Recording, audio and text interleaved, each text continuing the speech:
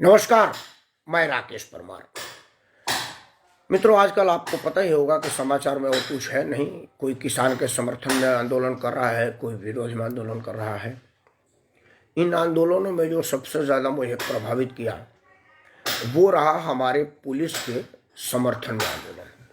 26 जनवरी में लाल किले अपमान पर जो वाकया हुआ, उसमें या उसके पहले भी हमने देखा कि ये जो वर्तमान सरकार आई है उसका कहिए या जो रीजन रहा हो, अगर कहीं कोई आदमी किसी के विरोध में बोल रहा है तो समर्थन में बोल रहा है।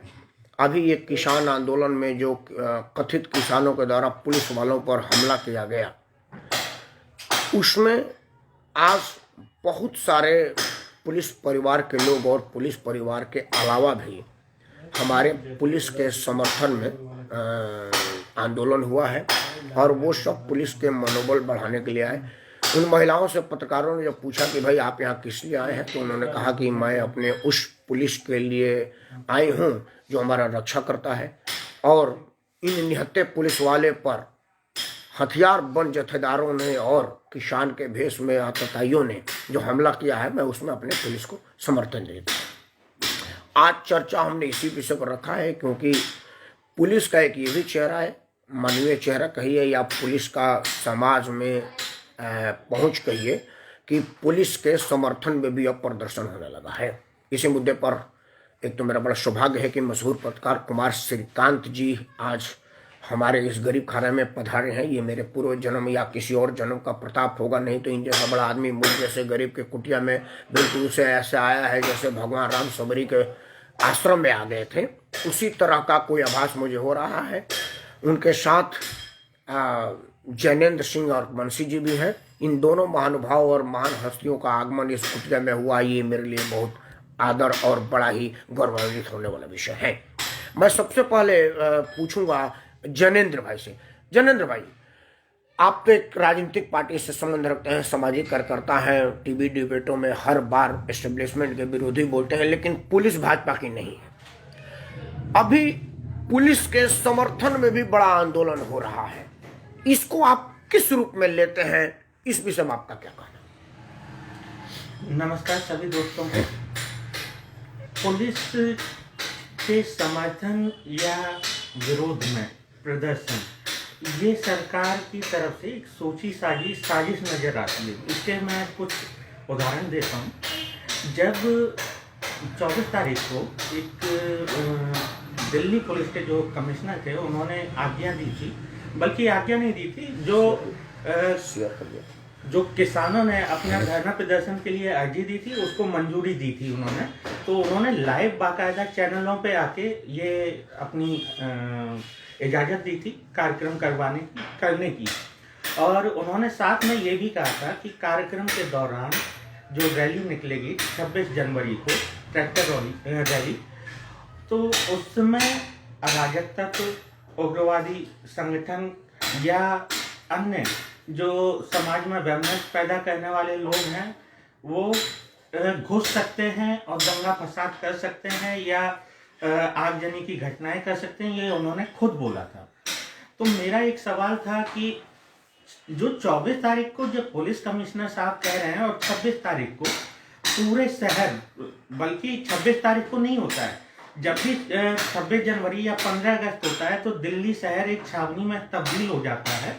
वहाँ पे BSF, CISF और जो सारे 8 डिपार्टमेंट होते हैं अर्धसैनिक बलों के, सभी होते हैं, और चप्पे चप्पे पे तैनाती रहती है, बाकायदा चेकिंग होती है। तो किसान आंदोलन के बीच में कैसे वो लोग घुस गए, पहला क्वेश्चन। दूसरा सवाल कि जो सिंधु था, दीप सिंधु, वो कैसे लाल किले तक पहुंच गया, जबकि इसका पूरा प्रमाण सभी लोगों के पास, अब 4-5 दिन हो गए, सभी के पास फोटो वो पहुंच गए होंगे, जो प्रधानमंत्री जी के साथ हैं, जो गृह मंत्री जी के साथ हैं, जो धर्मेंद्र जी के साथ हैं, हेमा जी के साथ हैं, सनी देओल के साथ हैं। तो आप लोगों को भी ये सोचना चाहिए कि ये कैसे हुआ। अब बात रही, एक मिनट, एक प्रश्न का जवाब लेते जाइए। आपने कहा कि मुझे सरकार की साजिश है, मैं तो ये कह रहा हूं कि ये आप ही का दिमाग में बढ़ा हुआ साजिश है। फोटो आपने राहुल गांधी भारतीय जनता पार्टी ज्वाइन कर लिए, नहीं मुलायम सिंह जी भारतीय जनता पार्टी ज्वाइन कर लिए, नहीं अखिलेश यादव ने भारतीय पार्टी ज्वाइन किया, नहीं आप ओम प्रकाश राजभर भारतीय जनता पार्टी ज्वाइन किए। नहीं मेरे पास इन सभी लोगों का फोटो मोदी जी के साथ है, अमित शाह के साथ है, राजनाथ सिंह जी के साथ है, संघ के संचालक के साथ है, नहीं पहले बोल लीजिए। इन सबका फोटो है मेरे पास इसी मोबाइल में, मैं अभी आपको शेयर कर देता हूं। तो क्या फोटो हो जाना भारतीय जनता पार्टी का आदमी हो जाने का प्रमाण है? तो मेरा फोटो राहुल गांधी के साथ भी है और राजनाथ सिंह के पास है, फिर मेरे को आप कौन से पार्टी में मानते हैं ये बताइए। फोटो से नहीं होता है जी ठीक है, मैं मान लेता हूँ कि फोटो से नहीं होता है, लेकिन जब सनी देओल के चुनाव प्रचार चल रहे थे, दीप सिंधु उन्हीं के मीडिया मैनेजर थे जो चुनाव प्रचार का कार्य देख रहे थे उनके क्षेत्र में। ये उस समय के बाकायदा जो सोशल मीडिया है उस पर पूरा दर्शाया गया है। इसी वजह से सनी देओल ने जो कुछ दिन बाद 27 या 28 जनवरी को अपना ट्वीट भी इसी वजह से किया था कि मेरा उनसे कोई संबंध नहीं है। संबंध नहीं है, ये जो घटना घटी उसके बाद ट्वीट आया, उससे पहले नहीं आया कि मेरा उससे कोई संबंध नहीं है। लेकिन उन्होंने ये कहा ट्वीट में अपने कि मैंने ये एक महीने पहले बता दिया था। 1 मिनट, सनी देओल का चुनाव प्रभारी 26 जनवरी के दिन नहीं था। नहीं पहले 26 जनवरी के पहले वो कभी सनी देओल का प्रभारी रहा होगा, मैं आपके इस बात से इनकार नहीं कर रहा। बिल्कुल सनी देओल के वजह से ही वो प्रधानमंत्री के यहाँ पहुंचा, उसका फोटो सनी देओल के वजह से ही प्रधानमंत्री के साथ खींचा गया, ये भी एक बड़ा चीज है। क्या ये न माना जाए कि वो कभी सनी देओल का प्रभारी रहा होगा, अब वो इस आंदोलन के साथ रहा है और अब उसका सनी देओल से कोई संबंध नहीं है। क्योंकि मैं बहुत से ऐसे लोगों को जानता हूं जो कल तक समाजवादी पार्टी, भारतीय जनता पार्टी या कांग्रेस पार्टी का पक्ष टीवी में रखते थे। जगदम्बिका पाल तो कांग्रेस के सांसद थे, आप ही को उत्तर प्रदेश का रहने वाले, और अभी भाजपा के सांसद है, कल पता न किस पार्टी के सांसद होंगे। अभी वो जो बंगाल से रोज एक एक विकेट गिर रही है वो सब कल तक ममता बनर्जी के साथ ही थे। अब आज मान लीजिए कोई भारतीय जनता पार्टी की तरफ से बात करे तो कहेंगे कि देखिए इनका ममता बनर्जी के साथ फोटो है। फोटो नहीं, वो तो पार्टी में मंत्री था, अब नहीं है ना, आज के तारीख में वो नहीं है। ये बात आप क्यों नहीं मानते? आप क्यों पुरानी फोटो को लेकर के पड़े? ये आप एक साजिश की बात कर रहे हैं कि नहीं, ये बताइए। मैं इसकी भी बात बता देता हूँ। मैं क्यों कह रहा हूँ कि ये उनके परिवार से संबंधित है।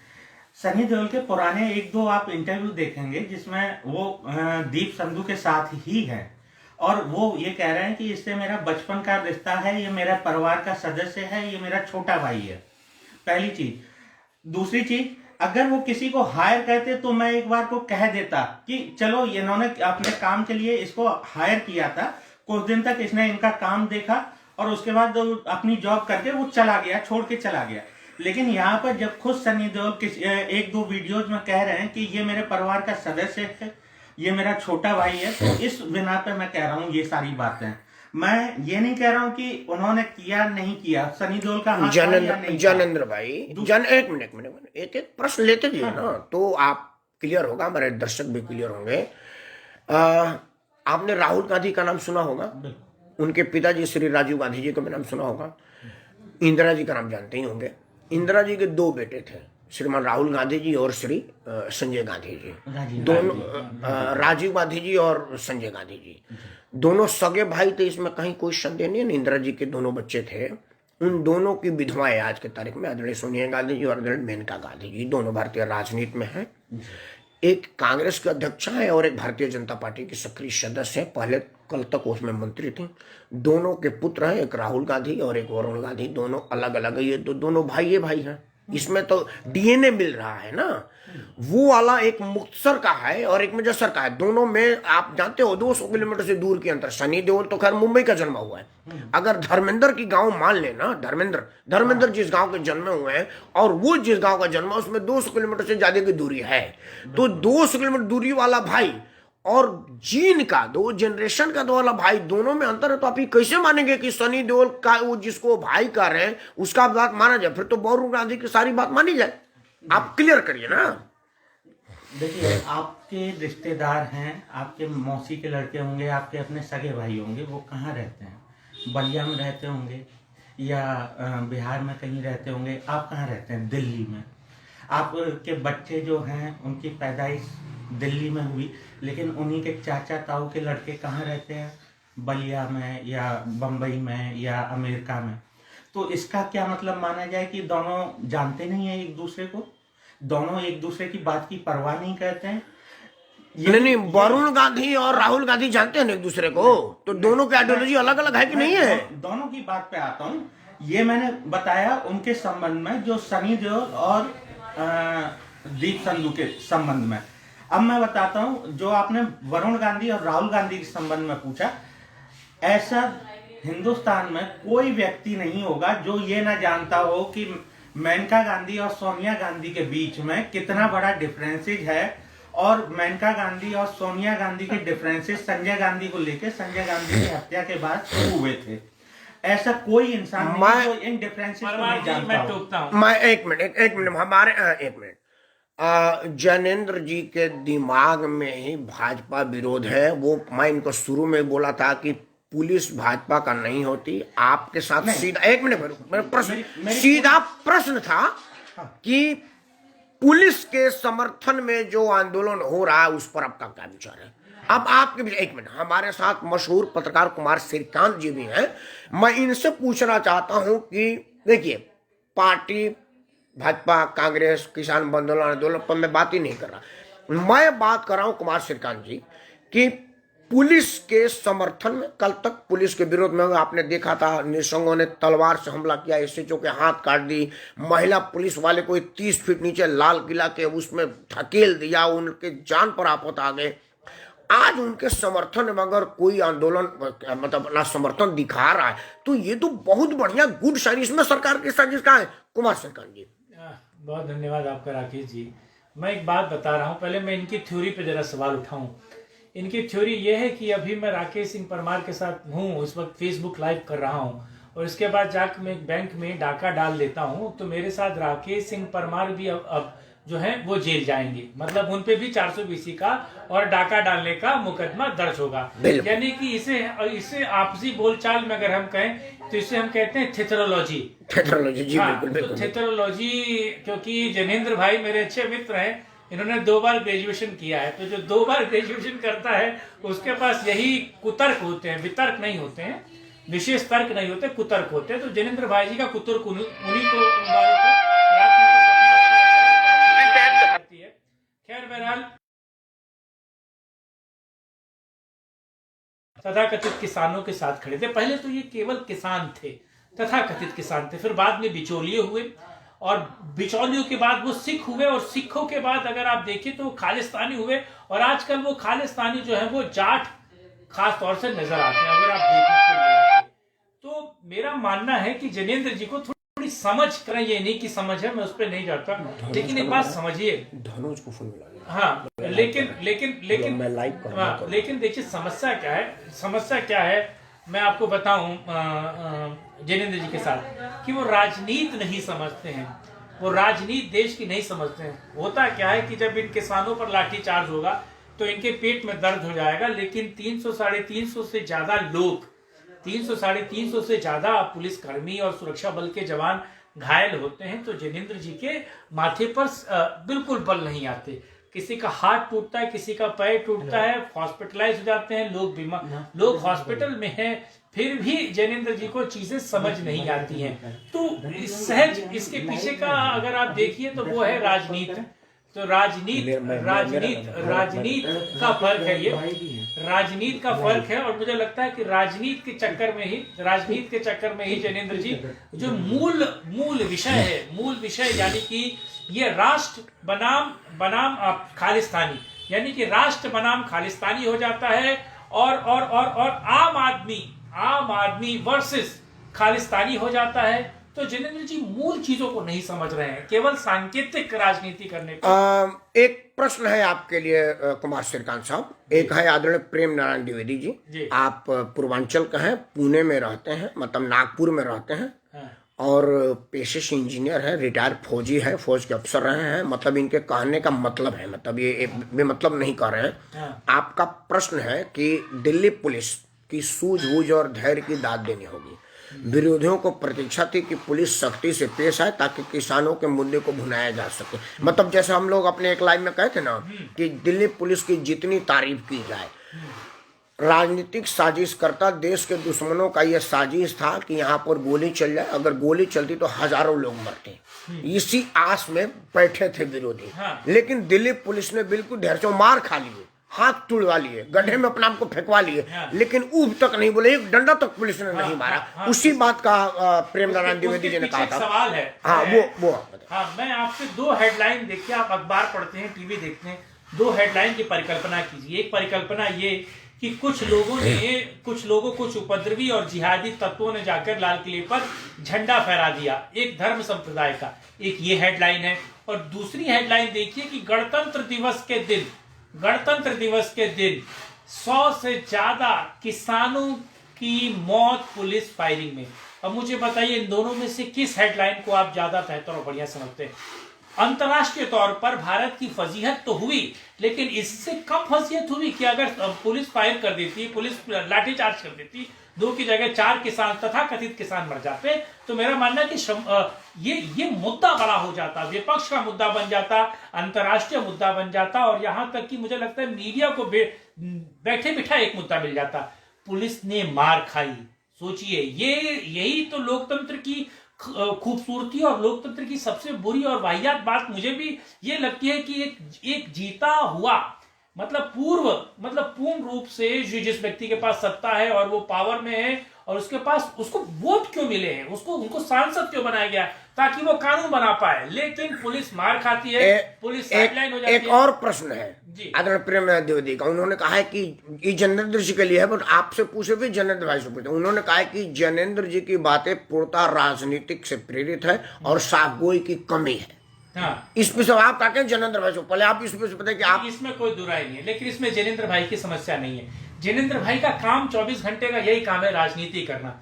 तो जनेंद्र राजनीति नहीं करेंगे तो क्या करेंगे? समस्या तो ये है, ये क्या करेंगे? पान बीड़ी मसाला बेचेंगे, मूंगफली बेचेंगे। मूंगफली तो बेच भी नहीं सकते ना, ये इनसे कोई खरीदेगा नहीं। लेकिन सवाल ये है, राजनीति करेंगे, राजनीति इनका कर्म है, तो अब इनसे क्या उम्मीद लगाए बैठे? ये राजनीति करेंगे, वही कार्य ये कर रहे हैं, और मेरा मानना है कि वही काम करना चाहिए। लेकिन हाँ, खास राजनीति भी शुचिता के साथ करनी चाहिए, राजनीति भी ईमानदारी के साथ करनी चाहिए। राजनीति में ऐसे मुद्दों पर राजनीति नहीं करनी चाहिए जो मुद्दे राजनीति के लिए बने ही नहीं।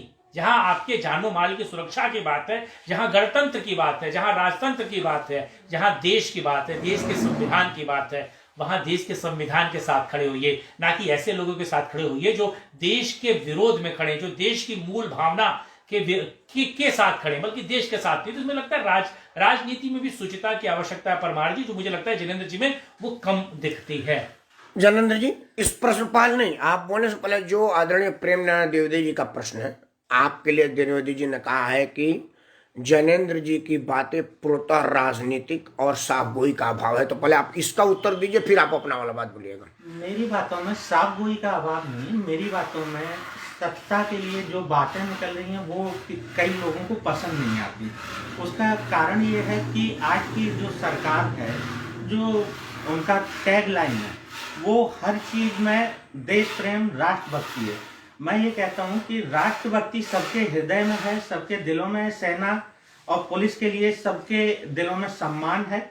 इक्का देखिए, संस्थाएं बुरी नहीं होती हैं, और मैं इसका समर्थन करता हूँ। संस्थाओं में बैठे कुछ लोग खराब हो सकते हैं।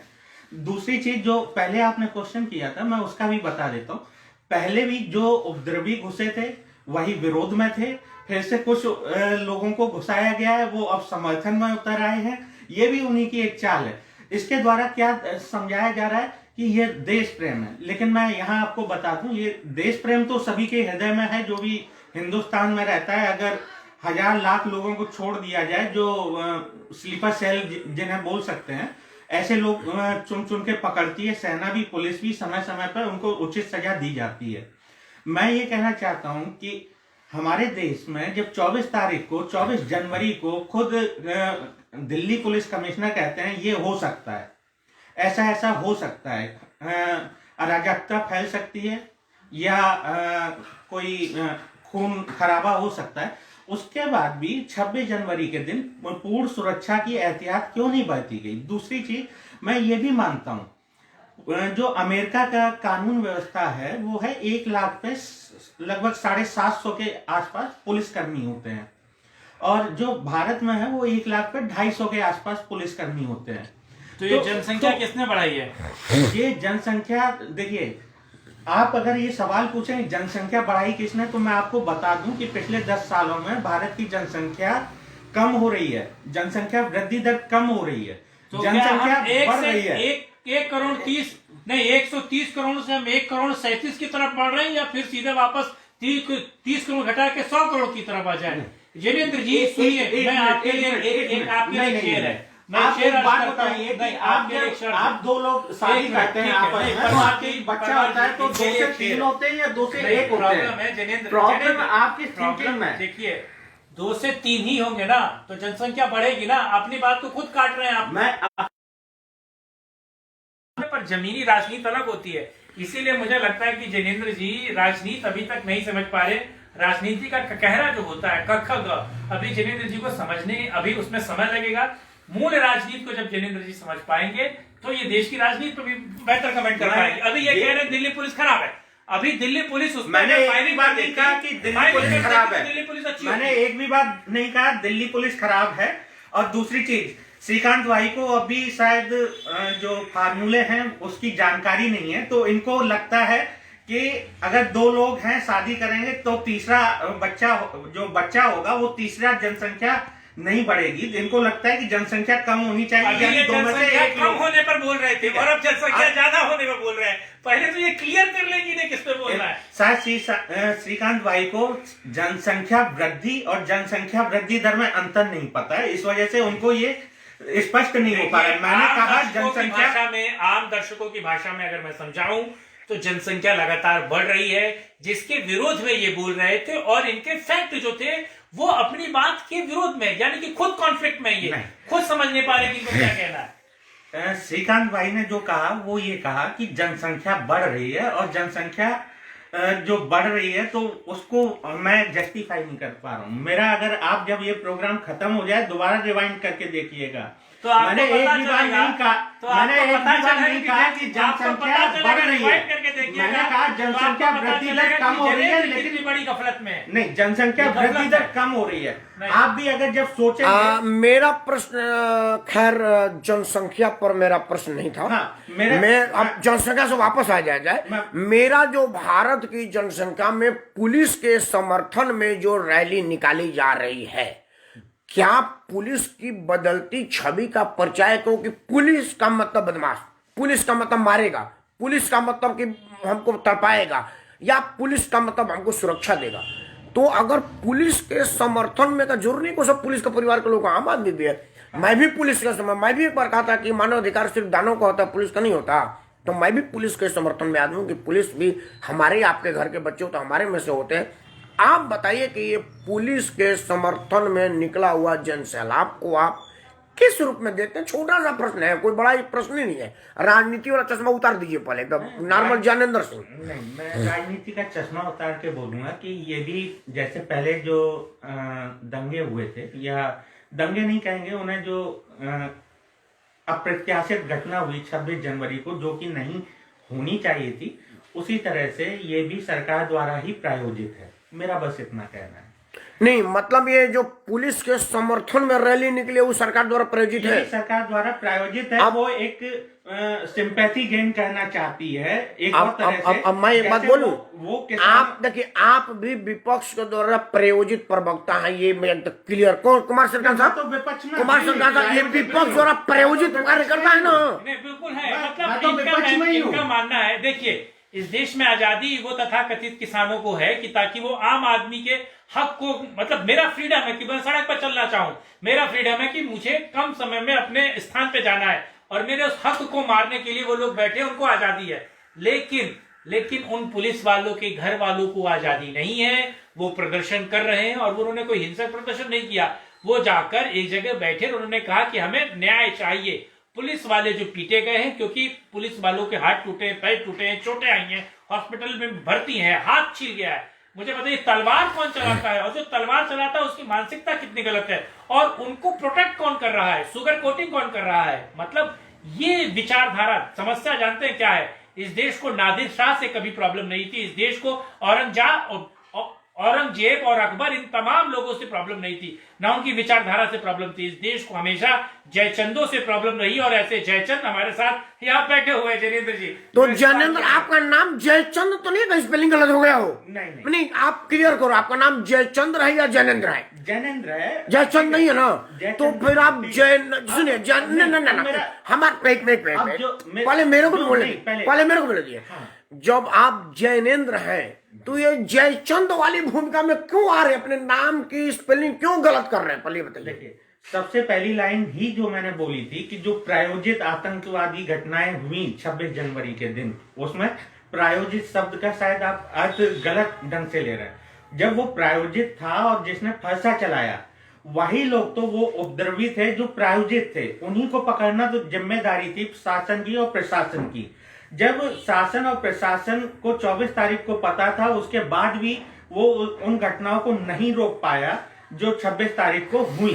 मैं उसके लिए बिल्कुल उन लोगों की निंदा करता हूँ। बहुत बड़ा खुलासा करता हूँ, मैं भविष्य की राजनीति बताता हूँ। कुमार श्रीकांत जी, ये तो इनका नाम जैनेन्द्र है, लेकिन ये काम जयचंद का कर, अब ये स्पष्ट हो गया क्योंकि इनके दिमाग में अब पुलिस भी पार्टी की हो गई है।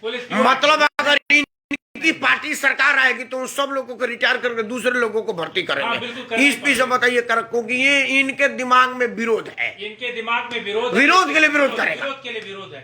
मैं आपको एक और बड़ी सूचना दे देता हूं। मैं एक्चुअली इस मुद्दे पर प्रोग्राम करने वाला था नेक्स्ट कमिंग वीक में, मतलब अब नया वीक आ गया 1-2 दिन में, लेकिन मैं इसकी एक टॉस जिसे कहते हैं ना, एक छोटी सी सूचना आपको दे दूं कि बहुत जल्द ही किसान आंदोलन के साथ हाथ से हाथ मिलाकर खड़ी हो सकती हैं प्रियंका गांधी। नहीं, वो तो खड़ी हो चुकी है। ना उस जगह गाजीपुर में जाकर बैठेंगी। राहुल, आपको एक सूचना दे दूं। हाँ।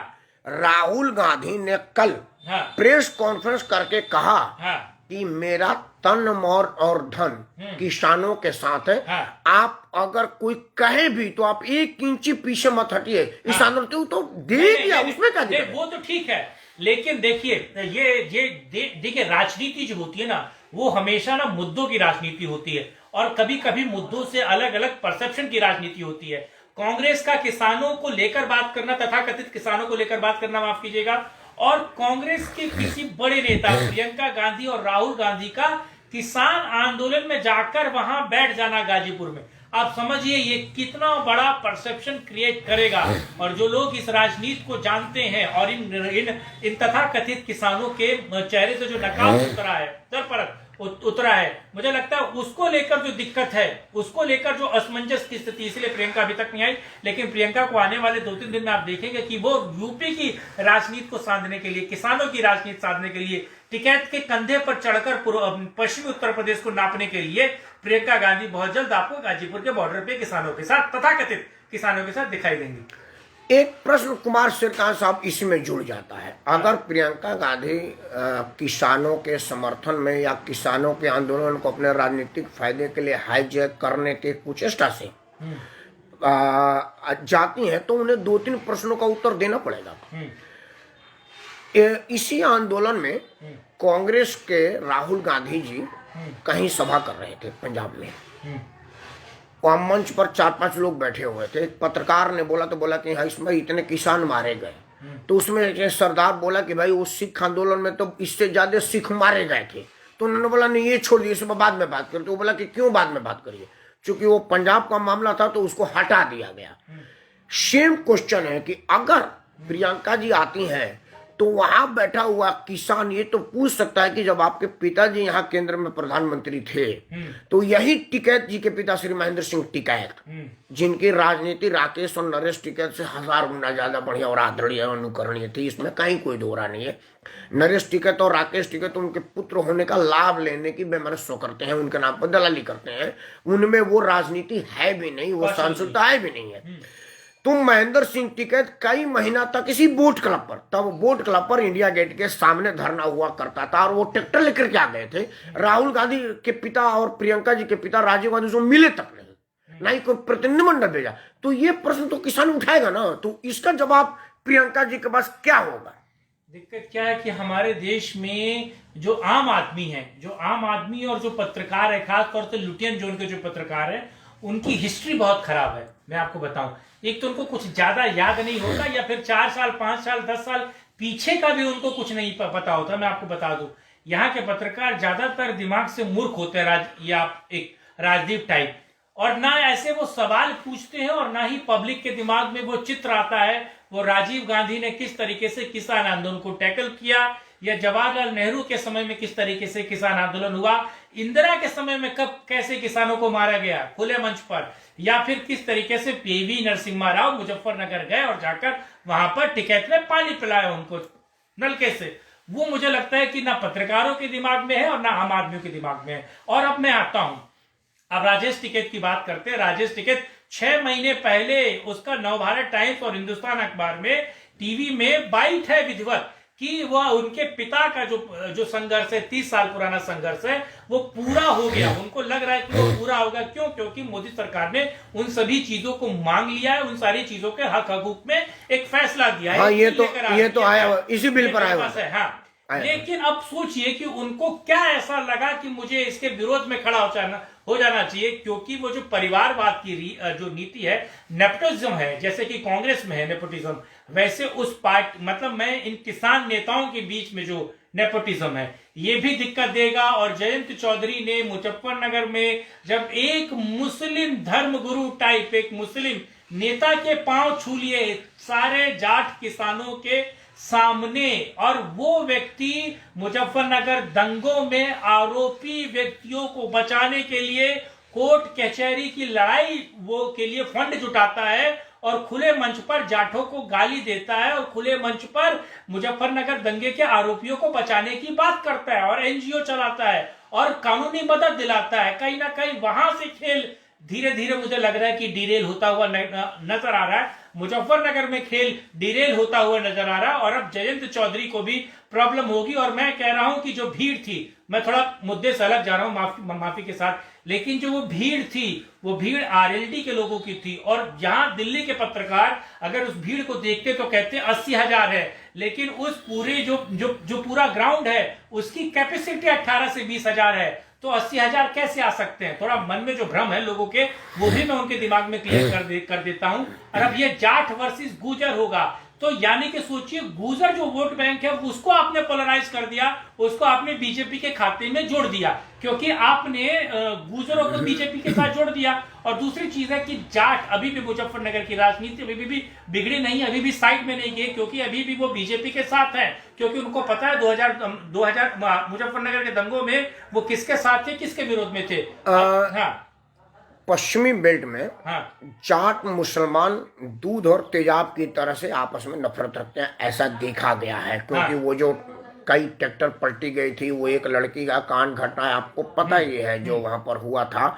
तो इस स्थिति में जयंत चौधरी का एक मुसलमान नेता का पांव छूना, क्या जाट के सम्मान का उनके श्री चरणों पे रखना हुआ, जाट स्वाभिमान को मुसलमान के चरणों पे वो झुकाना हुआ, या वोट के लिए कुछ भी करे की रणनीति हुई, ये बताइए। क्योंकि अगर चौधरी की पगड़ी किसी मुसलमान के पांव पे झुका है, तो ये जाट मतलब इस मुसलमान के स्वाभिमान का हुआ, ये या एक बड़े बुजुर्ग के सामने जो हमारा कल्चर है कि कोई बच्चा पांव छूता है, वो है? ये बताइएगा जरा। क्योंकि देखिए, मैं अगर आप पूरे उस हरित उत्तर प्रदेश की राजनीति को देखेंगे और देखने की कोशिश करेंगे, तो वहां पर टकराव है। टकराव यानी कि लोटा जो मंच होता है, वहां पर लोटा हमेशा होता है, गंगा जल हमेशा होता है, नमक हमेशा होता है। आपको पता होगा कि जाट राजनीति में ये 3 चीजें होती हैं। जिस मंच पर जाट नेता है, जिस मंच पे किसान नेता है, वहां पर लोटा है, वहां पे गंगा जल है, और वहां पे नमक भी है। यानी कि एक सिद्धांतिक तरीके से ये अपर्चर है। अब देखिए, मैं आता हूं दूसरे मुद्दे पर। देखिए, जिस तरीके से जयंत चौधरी ने उस मुस्लिम जो धर्म गुरु है, जो नेता है, उसके पांव पकड़ लिया, यानी कि वो आरएलडी ने पकड़ा है। आप समझिए, जाट नेताओं ने नहीं पकड़ा है, बल्कि मैं जहां तक, और जो लोग वहां की राजनीति को बेहतर समझते हैं, वो पत्रकार, जमीनी पत्रकार, अंग्रेजी मीडिया और लुटियन मीडिया की पत्रकारिता नहीं, वो लोग जब उसे देख रहे हैं, उसे देखकर समझ रहे हैं, तो उनको ये पता चल रहा है कि आरएलडी के वोट बैंक को भी दिक्कत होगी। एक बात आप जानते हैं कि पूरे देश में जो मुस्लिम है वो हमेशा उसी पार्टी को वोट देता है जो पार्टी बीजेपी को हरा रही होती है। ये आपको क्लियर कट पता है, हमेशा, ऑलवेज। अब मुजफ्फरनगर में भी वो पार्टी एक पार्टी को वोट देगी जिसका नाम है समाजवादी पार्टी, और समाजवादी पार्टी के नेता उस महापंचायत में, उस जाट आंदोलन में वहां पर खड़े हुए थे, कांग्रेस के नेता खड़े हुए थे, यहां तक अब समझिए। और उनके सामने पहली बात तो वो जाट नेता नहीं थे, अलग अलग पार्टियों के नेता थे, लेकिन हाँ, नरेश टिकैत वहां पर थे। नरेश टिकैत ने इस चीज को ऑब्जेक्शन किया है, और आरएलडी के नेताओं ने भी ऑब्जेक्शन किया है कि जयंत चौधरी ने कैसे खुले मंच पर जाठों की अस्मिता को दरकिनार करते हुए, मुजफ्फरनगर के दंगे को दरकिनार करते हुए ऐसे व्यक्ति के पैरों पे हाथ लगा दिए जो व्यक्ति जाठों के विरोध में खड़ा है, जिस व्यक्ति के वजह से जाट वो मुजफ्फरनगर दंगे के तमाम आरोपियों को जो है बेल मिल रही है, और उसके वजह से वो लोग जिन्होंने जाठों की अस्मिता को लूटा, जिन्होंने जाठों की हत्याएं की, जिन्होंने नरसंहार एक तरीके से मुजफ्फरनगर में किया, उन लोगों को कानूनी सहायता मिल रही है। तो खुद सोचिए, क्या जयंत चौधरी ने आरएलडी के साथ साथ अपनी जमीन भी खुद ब खुद खोद ली है? और अगर ये खोद ली है तो मुझे लगता है कि आने वाले 2022 के और 2024 के चुनाव में और बुरा हाल होगा, और बुरी परिणति को वो प्राप्त होंगे जो पिछले 1500 वोट, सोचिए 1500, 3000 वोट। अब सोचिए कि देश के पूर्व प्रधानमंत्री के पोते को 1500, 3000, 15000 वोट मिले, इससे बुरा क्या होता है? और भी बुरे दिन देखने बाकी हैं। जयनंद जी, आप पुलिस पर तो मत बोले, क्योंकि आपके दिमाग में राजनीति लोचा है, हम आपसे उस पर बात नहीं करेंगे क्योंकि आप मानने को तैयार नहीं हैं। आप भी पश्चिमी उत्तर प्रदेश से हैं, आप भी, हालांकि आप जाट नहीं है, लेकिन फिर भी वो सिचुएशन समझते हैं, आदमी की आन बान शान। हमारे यहाँ पगड़ी का किसी के पांव पर रखने की कीमत समझ रहे हैं। बात तो पुलिस आंदोलन की थी, ये मामला डिले हो रहा था, लेकिन अगर मुद्दा उठ ही गया है कि अगर जयंत चौधरी ने अपनी पगड़ी एक मुसलमान के कदमों में रखा है, तो उसको आप एक राजनीतिक आदमी की धुरतई मानते हैं कि वोट के लिए कुछ भी करेगा, या एक बच्चे का या अपने बुजुर्ग के सामने जो सिर में पगड़ी रखा जाता है वो मानेंगे? आप इसको किस रूप में मानते हैं? मैं इसे केवल इतना मानूंगा कि जयंत चौधरी जी ने केवल एक जो मान्यताएं होती हैं और जो हमारे शिक्षा दीक्षा होती है, केवल उसका पालन किया। एक बुजुर्ग जैसे हम लोग घरों में जाते हैं या कहीं मिलते हैं तो पैर छू लेते हैं, नमस्ते कर लेते हैं, उस तरह से। एक मिनट, आप में सही में, एक मिनट, आप में अभाव की कमी है। वो जो कार्य नहीं, जयंत चौधरी की शिक्षा दीक्षा जाट माहौल में नहीं हुआ है, वो विदेश का पढ़ा लिखा आदमी है, घर परिवार ना उनके परिवार में भी नहीं है। ना अजीत सिंह जाट नहीं है, चौधरी चरण, ना अजीत सिंह, ना अजीत सिंह भी शिक्षा अमेरिका से है। अजीत सिंह की अमेरिका की है। शिक्षा को मानते हैं आप या नहीं मानते हैं? आप ये परिवार में उनका अमेरिका वाला ना भाई, जिसने हल नहीं, आप हलधर कहते हैं। हाँ, जिसने हल नहीं चलाया वो हलधर कहते हाँ। हैं। आप ये बताइए मुझे कि आप चौधरी चरण सिंह को मानते हैं? वो जाट थे। क्या उन्होंने अपने बेटे को कोई शिक्षा दीक्षा नहीं दी? बात तो अमेरिका में भी तो जीत रहे हैं भाई। अजीत सिंह पढ़ाई लिखाई की नहीं कह रहा हूँ, अमेरिका से पढ़कर व्यक्ति आता है यहाँ आके अपने बाप परमार जी, दिल्ली के सदर बाजार में एक दुकान है और मैं उसमें बेचता हूँ कपड़े, मैं कपड़े बेचता हूँ, और मेरा बेटा अमेरिका से पढ़कर आता है, मैं उसे गल्ले पे बैठा देता हूँ। यानी कि एक पार्टी मैंने खड़ी की, और एक मेरे बेटे ने जो होटल मैनेजमेंट, ऑफिस मैनेजमेंट किया, ये बातें कि होटल मैनेजमेंट करने वाले बेटे को मैंने पार्टी पकड़ा दी। अरे तो फिर होटल मैनेजमेंट क्यों पढ़वाया है? क्यों अपने पैसा बर्बाद किए? क्यों ऑस्ट्रेलिया को पैसा दिया? क्यों अमेरिका को पैसा दिया? ये नेपोटिज्म जो है ना, नेपोटिज्म है ना राकेश कुमार, अभी जो एक बात सवाल ध्यान पूछा है रखिए, उस पर मैं ये जो परिवारवाद है, ये परिवारवाद सभी लोगों का होगा, नाश करता है। ये परिवारवाद होगा, लेकिन मैं नहीं मानता हूँ। मैं ये मानता हूँ कि जो जयंत चौधरी है उन्होंने एक पारिवारिक मूल्य जो होते हैं उसके हिसाब से पैर छुए, जैसे कि सुजीत सिंह जी के पैर छूते हैं हमारे प्रधानमंत्री जी, या जब चुनाव में फॉर्म भरने जाते हैं तो उस दिन जो समाज के निचले तबके के लोग होते हैं, सबसे निचले तबके के, उनके पैर धोके छूते हैं। तो ये उसी तरह की परंपरा है जो हमारे यहाँ पे सदियों से चली आ रही है। ये वो चीज आप अलग हर है। चीज को अगर ये राजनीति चीनी से और जोड़ गुड़ के को देखेंगे दोनों को एक तो ही बता रहे हैं, दोनों की मिठास तो है, लेकिन चीनी और गुड़ का स्वाद ये एक ही समझ रहे हैं, क्योंकि अभी नई नई राजनीति शुरू की है इन्होंने। अब ये समझिए, पैर धोना यानी कि उनको इज्जत देना, जो देश में प्रयागराज में छूना भी कुंभ मेले के बाद होता है। कुंभ वो मेले सोजी के बाद जी के पैर छूते हैं, वो क्यों छूते हैं? नहीं, वोट के मुझे लिए लगता छूते हैं। अच्छा, आप दोनों आदमी की बहस पर आदरणीय प्रेम नारायण द्विवेदी जी ने एक टिप्पणी किया, मैं चाहता हूं आप पढ़ें। प्रेम नारायण द्विवेदी जी ने लिखा है कि राष्ट्र में निष्पक्ष समीक्षक एवं विश्लेषकों का घोर अभाव है। आशा है कुमार श्रीकांत एवं राकेश सिंह परमार जी इस संख्या को शून्य नहीं होने देंगे। साधुवाद एवं हार्दिक शुभकामनाएं। ज्ञानेंद्र भाई, कुमार श्रीकांत जी और राकेश परमार को कहा गया कि हम लोग निष्पक्ष टिप्पणीकार हैं। आप अपने आप को निष्पक्ष साबित करने में अभाव क्यों, असफल क्यों हो रहे हैं? क्यों नहीं आप मतलब राजनीति के चश्मे को उतार करके निष्पक्ष भारतीय की तरह से सोचते हैं? अब मेरा वीडियो बंद करने का टाइम आ रहा है। मैं आपसे 2 प्रश्न का उत्तर चाहूंगा, सिर्फ 2 प्रश्न, बिना लाग लपट का। मेरा मुद्दा था कि पुलिस का पक्ष में आंदोलन, और अब दूसरा प्रश्न उत्पन्न हो गया है कि एक जाट का एक मुसलमान के श्री चरणों पर अपना पगड़ी रख देना, इन दोनों को किस भाव में, बहुत संक्षिप्त शब्द में करिएगा, अंतिम फाइनल रिमार्क। उसके बाद कुमार श्रीकांत जी से, उसके बाद मैं वीडियो बंद करूंगा। पुलिस के साथ जो अभी लोग पुलिस के लिए रैलियां निकाल रहे हैं या प्रदर्शन कर रहे हैं, ये दिखाने के लिए कि पुलिस के साथ हैं हम सभी लोग, और जिन्होंने वो हरकतें की वो गलत लोग थे या खालिस्तानी लोग थे। मैं मानता हूँ वो खालिस्तानी लोग थे, लेकिन वो प्रायोजित थे सरकार द्वारा, और जो साथ में आज आके खड़े हुए हैं इनमें से भी आधे से ज्यादा लोग प्रायोजित लोग हैं सरकार द्वारा। दूसरा कि जो जयंत चौधरी ने पैर छुए, वो पैर केवल एक जो हमारे समाज का एक आईना होता है, जो शिक्षा दीक्षा घर परिवार में दी जाती है, उसके तहत छुए। मतलब आपका रिकॉर्ड फंस गया है और आपका सुई वहीं अटकी हुई है कि विरोध के लिए विरोध करेगा, चाहे वो कुछ भी हो।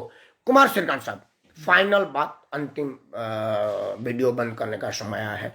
आपसे भी यही प्रश्न है जो मैंने इनसे पूछा था कि पुलिस के समर्थन में लोगों का आना, जैसा कि ये कह रहे हैं कि ये सरकार द्वारा प्रायोजित है, ये तो लाल किले पर वो जो हमला हुआ स्वाभिमान पर आँच आई, उसको भी हमला बोल रहे हैं। इनकी अपनी राजनीतिक मजबूरी है, इसके लिए हम इनका बुरा नहीं मानते हैं। आप इसको कैसे मानते हैं? और दूसरा साथ में प्रश्न पूछ देता हूँ कि जयंत चौधरी के पगड़ी को उस मुसलमान के श्री चरण पर रखने को आप किस रूप में देखते हैं? दोनों प्रश्नों का क्रमशः उत्तर दीजिए। अंतिम बात। मैं सबसे पहले प्रश्न पे आता हूँ। मेरा मानना है कि वो लोग जो पुलिस वालों के समर्थन में आए हैं, वो लोग वाकई में राष्ट्रभक्त हैं, और वो लोग वाकई इस बात को समझते हैं कि एक पुलिस वाला या फिर एक आर्मी का जवान जब देश के लिए संघर्ष करता है, देश की रक्षा के लिए अपना सर्वस्व बलिदान करता है, वो उस बात को, उस दर्द को और उस मर्म को समझते हैं। मेरा मानना है कि पूरे देश को आगे आना चाहिए, पूरे देश के हर एक व्यक्ति को कम से कम बाहर आकर पुलिस वालों के समर्थन में बात करनी चाहिए। कम से कम दिल्ली के रहने वाले आम आदमी को बाहर आना चाहिए और पुलिस वालों के समर्थन में मुझे लगता है हुजूम मनाना चाहिए, ताकि बहरे लोगों को सुनाई दे और अंधे लोगों को दिखाई दे कि पुलिस वाले भी आम इंसान हैं, और पुलिस वाले और जो आर्मी फोर्सेस के आदमी हैं वो भी आम इंसान है। उन पर जिस तरीके का दबाव बनाया गया, केंद्र सरकार जिनको हाथ बांधकर उनको वहां पर स्टैंड कर दिया, और किस तरीके से इन आतंकवादियों ने किस तरीके से पुलिस वाले और आर्म फोर्सेस पे जिस तरीके से हमला किया, उसकी परिणति उन लोगों को पता चलनी चाहिए। दिल्ली वालों का आह्वान है कि दिल्ली वाले घर के बाहर आए और हुजूम मनाकर प्रेशर बिल्ड करें केंद्र सरकार पे। दूसरे सवाल पर मैं आता हूं, मैं उसका जवाब मुझे लगता है कि परमार जी मैं पहले दे चुका हूं, लेकिन सिंगल अगर 2 लाइनों में मैं बताऊं तो इसका खामियाजा आरएलडी को उठाना पड़ेगा, क्योंकि एक तरफ तो उसने अपने जाट वोटर्स जो नाराज चल रहे थे, जो बीजेपी से बहुत हद तक नाराज थे, उन लोगों को लामबंद और एक जगह खड़े करने का काम किया है। प्लस जो गुर्जर वोट बैंक बीजेपी से छिटक रहा था, जिस तरीके से राजस्थान के एक सांसद हैं वो बीजेपी से अलग हुए, एनडीए से अलग हुए, उन वोटर्स को भी एक साथ खड़े करने का काम किया, क्योंकि एंड ऑफ द डे सब कुछ ना इलेक्शन ही होता है, सब कुछ सरकारी होती है, सब कुछ पता चलता है कि कितने विधायक जीते, कितने मेंबर ऑफ पार्लियामेंट। मुझे लगता है कि पैर पे कुल्हाड़ी मार रहे हैं और खुद ब खुद ये सारे लोग एक्सपोज हो रहे हैं। परमार जी, बहस का ना तो कोई अंत होता है, ना ही उसका कोई निष्कर्ष होता है, अगर आदमी पहले ये मन बना ले कि हम इसको एक निष्कर्ष पर पहुंचने नहीं देंगे। कुमार श्रीकांत का अपना नजरिया था, और ज्ञानेंद्र जी का अपना नजरिया था। मुझे दोनों नजरिए का सम्मान है, देश में पक्ष का भी सम्मान है और विपक्ष का भी सम्मान है। आज का मुद्दा ये है, मेरा अपना निजी राय है कि पुलिस भी इंसान है और हमारे ही भाई बंधु हैं, उनका भी समर्थन होना चाहिए। मानव अधिकार सिर्फ उन लोगों का नहीं होना चाहिए जो कत्लेआम मचाते हैं, मानव अधिकार उन लोगों का भी होना चाहिए जो आपके लिए डट करके मुकाबला करते हैं। वीडियो बंद करने से पहले मैं एक बार आदरणीय प्रेमनाथ द्विवेदी जी के वाक्य पढ़ूंगा। उन्होंने लिखा कि ज्ञानेंद्र जी की बातें पूर्णतः न राजनीतिक है, फिर भी भाषा शैली में शालीनता अच्छी लगी। कृपया वह आप दोनों के मंच पर कुछ निष्पक्षता बढ़ाएं और आगे उनके लिए शुभकामनाएं। ज्ञानेंद्र भाई में शालीनता तो उनके संस्कार में कूट कूट कर भरे। प्रेमनाथ द्विवेदी जी, राजनीति अपनी है, मजबूरी राजनीति की अपनी है, लेकिन शालीनता तो इनके संस्कार में है और ये हम लोगों के भाई है। विचार अपना अलग रखते हैं, इससे क्या मतलब है। तब आप समझिए कि हमारे ही रूम पे ये तीनों लोग एक ही साथ बैठे हुए हैं, इसी से पता चलता है कि कितने शालीन और शानदार आदमी है। खैर, आज का बात पर इतना था। जय हो, जय श्री राम। ये आप प्रेमनाथ द्विवेदी जी का रहे हैं। वीडियो बंद करने से पहले मैं एक बार ज़रूर कहूँगा कि कहीं भी आपको पुलिस का जवान दिखे तो एक बार आप उसको ज़रूर अपना आदर प्रस्तुत करें, क्योंकि वो आपके लिए सड़क पर खड़ा है, लाल किले में वो आपके लिए मरा है। जब तक हमारे जवान हैं, जब तक हमारे सिपाही हैं, तभी तक हमारा स्वाभिमान है, नहीं तो विदेशी ताकत बाद में आएंगे। हमारे देश के उग्रवादी संगठन है, आतताई संगठन है और अराजक जो लोग हैं वो हमको नोच खाएंगे। उन्हें पुलिस का डर है, इसीलिए हम सुरक्षित हैं। जय जवान, जय किसान, जय हो भारत का संविधान, भारत माता।